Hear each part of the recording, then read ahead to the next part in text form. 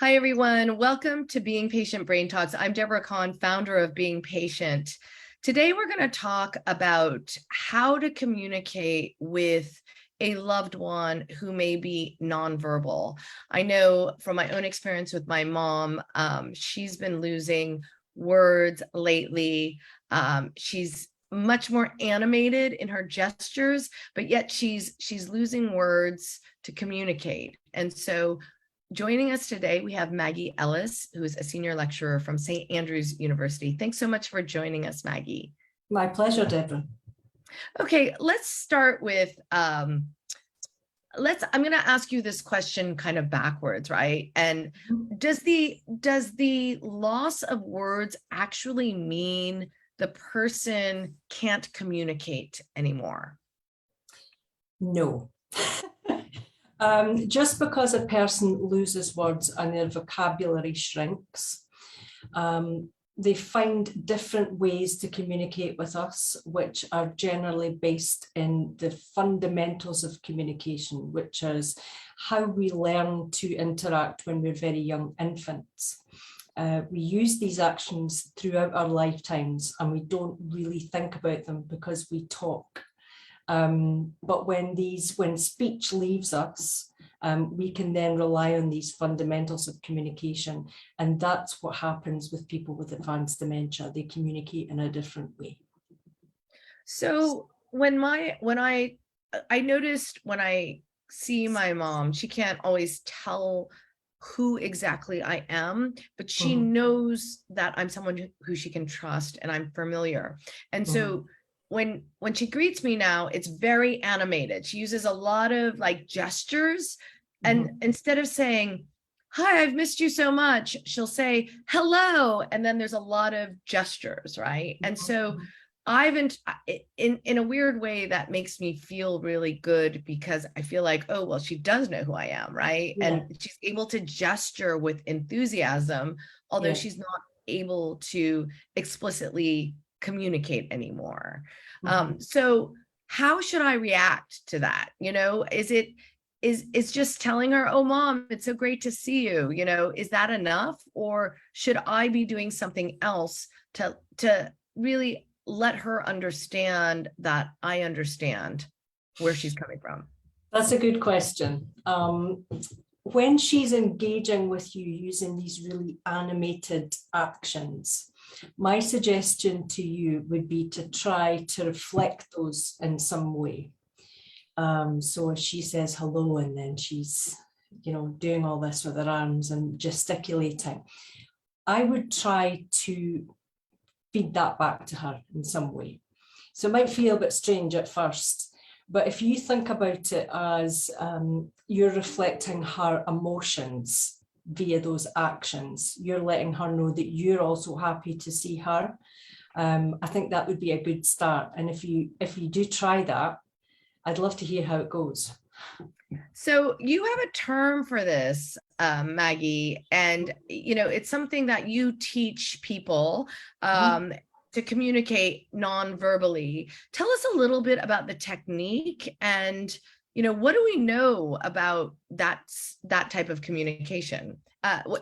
Remind me of the term you call it. I've just lost it in my mind. That's okay. That's okay. Adaptive interaction. That's right. That's right. Yeah. So this is going to be a bit of a long answer, so buckle up. Okay.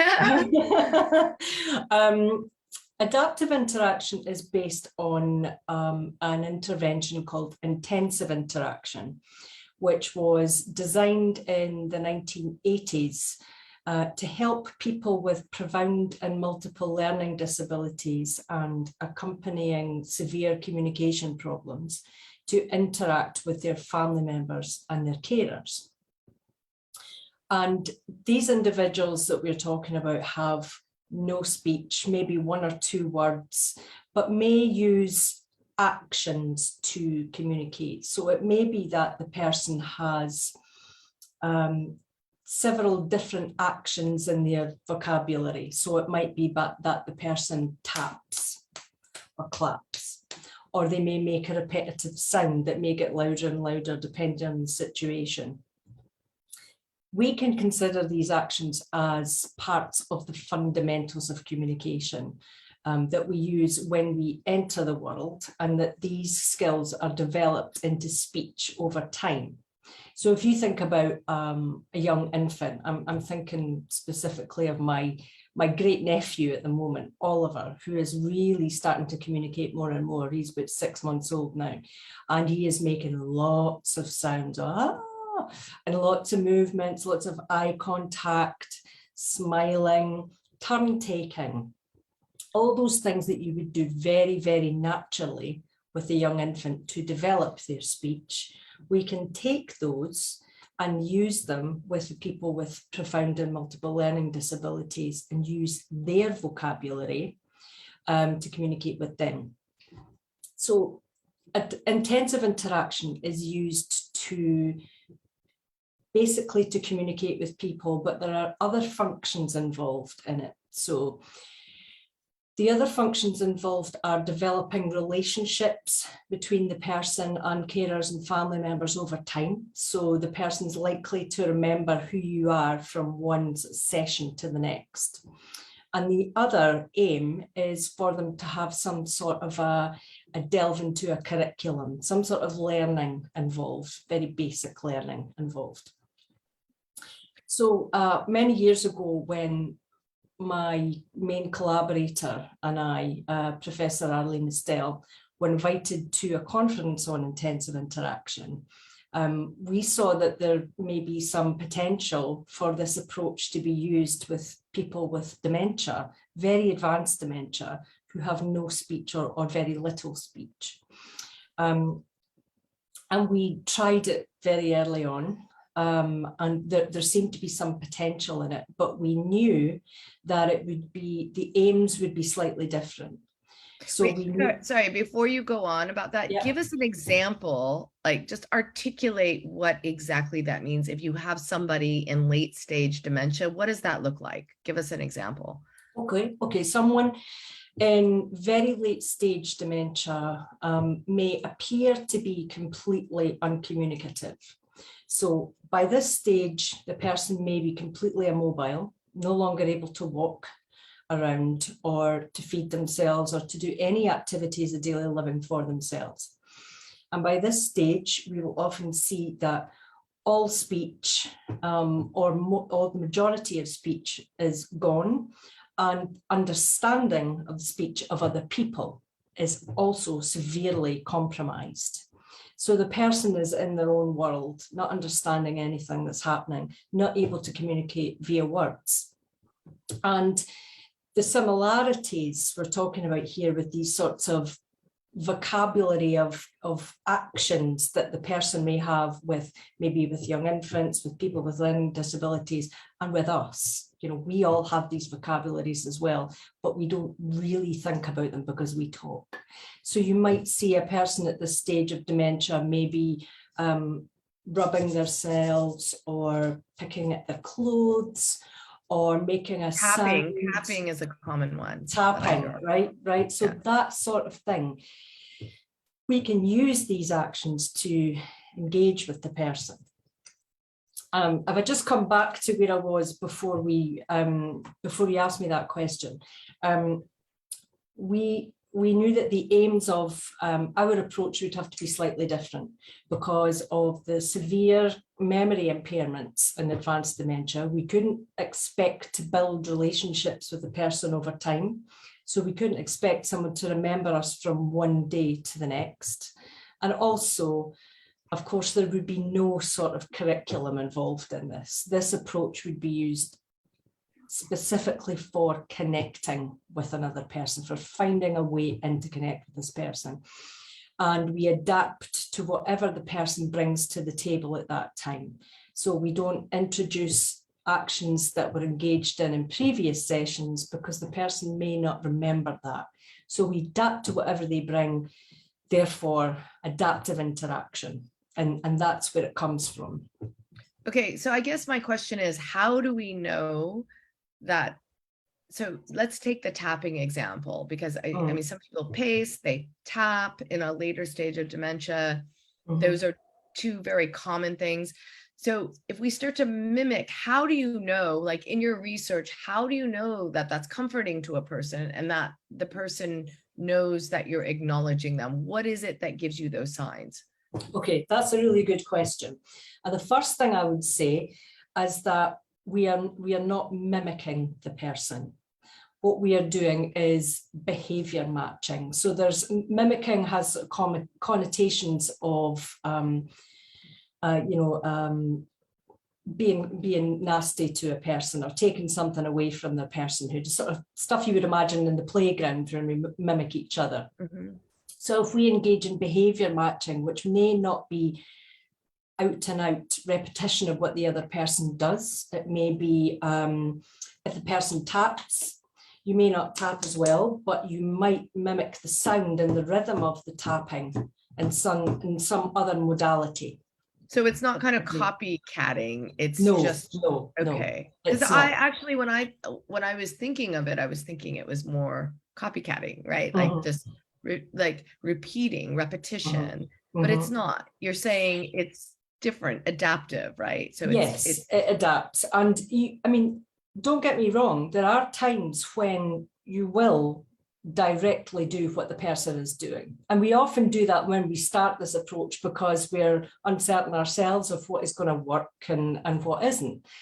So it can start with that, but it kind of, the interaction develops over time. I've got a fantastic video I could have shown you maybe another time of a man who tapped, and we had like a tap off together. You know, we had this conversation with taps, and that was I was directly reflecting what he did, and that really seemed to work, but that it doesn't necessarily have to be that. And in answer to your question about how do we know it works, we see increased eye contact, we see smiling, we see laughing, we see people reaching out for bodily contact, and we see a continuation of the interaction. So the person keeps going. When it's their turn in the interaction, they take the turn and pass it back to the other person. So we see this eagerness to interact. And what do you think, what is your interpretation of what this means to the person with dementia? Like based on those behaviors, what are some of the conclusions that we can draw? Okay, I think the conclusions that we can draw are quite simple but global at the same time. It's about the other person being seen. So if the other person recognizes that their communication partner speaks their language, so to speak, then they feel seen and validated. And then want to interact with that person. I mean, we have compared adaptive interaction to speech, to the other person talking to the person, to engaging in lots of different activities like reading to the person, playing music to the person. Nothing gets the same reaction as this behavior matching. You know, it's interesting because I can't help but think, like I notice when my mom is most frustrated is when we're having a conversation that she can't keep up with, right? She can't, she lost the ability to kind of keep up with the conversation, especially if multiple people are talking at one time. So in some ways, this does make sense to me in the sense that you're kind of stopping and acknowledging, right? And where that person is, which is respectful, right? And it's and I think part of the frustration, if I can speak for people in a later stage of dementia, just based on observation, is they kind of feel a bit like they've disappeared, because if you can't keep up with conversation and things, you're not going to speak in the way that you used to, right? And so I guess what I would love is, I think a lot of people who are going through this want to know is, how do they start to adapt, right? How do they start, like, give us some good ideas about if the person no longer is verbally communicative, like how do you start to integrate some of these modified behaviors in order to, like, where should we start? Okay, so it's like being a detective.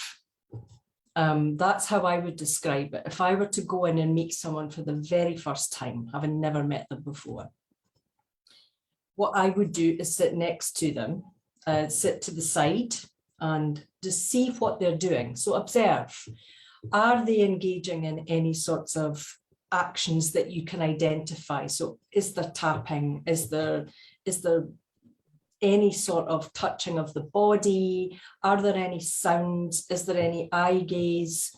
Just spend a bit of time observing the person first. And once you feel that you have got a little bit of an idea about what sort of actions they might engage in, then you can think about maybe you turning your chair towards them and making eye contact. Maybe try a smile, see if that's reciprocated. It might not be, of course, it might be a frown. You could try to engage in the actions that that person is engaging in. So I would start slowly. I would pick one thing first. So let's say there is some tapping. So I would try some tapping with the person first of all and just see what happens. I mean, it's not terribly prescriptive. It really does depend on how it develops in the moment. Should the caregiver be verbal though? Should we be verbal or should we not as we're interacting? Okay, so if the person is at a stage, and we can assume that they are at a stage where they no longer understand speech, then speech is meaningless to that person. What is meaningful to that person is their own vocabulary. So it wouldn't make any difference if you used speech. In fact, it might cloud the interaction somewhat. It might make it less sort of pure. So what's interesting though is I've always assumed that the understanding is there, the communication is lost, right? And so I've assumed, even though my mom can't articulate things, she definitely still understands, right? She still is communicative.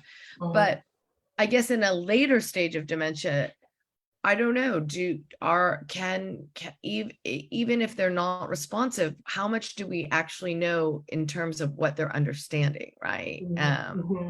I've never even actually thought of that way. Like, I've always assumed the person understood, but just can't communicate. I've never thought of it the other way around. I mean, how much do we actually know about that? That is also a really good question. And we have to give a sort of a proviso when we talk about this stage of dementia and say, for as much as we can tell, speech is no longer understood. This is at the very late stages. I mean, people understand speech for a long time, and there is a stage at which they will understand what you're saying, but will be unable to give you back anything that you understand. Okay, but there is a stage beyond that where we can assume that the person does not understand speech at all either.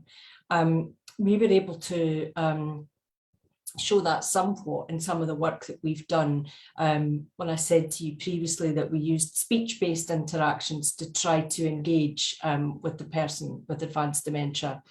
And we designed a set of closed questions. So yes or no, that would require yes or no answer.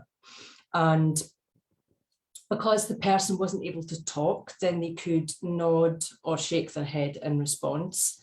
The person that we worked with on this particular study was not able to do that. And when we asked the question, we left a huge gap in between to give them time to process the information, and there was no discernible response. So that people will understand for a long time, but we also have to remember that there is a stage beyond that at which they may not understand speech at all. Right, and that's where adaptive interaction, I think, becomes very meaningful at that point, right? So, yeah. Thank you, Dr. Maggie Ellis. Thank you so much for joining us. If people want to know more about adaptive interaction, how do they learn more? They can contact me. Is there a website that you have? There is a website. The website is Ellis, astellis.co.uk. It's astellis.co.uk. We have training options on the website. We have a book on adaptive interaction that's written for carers.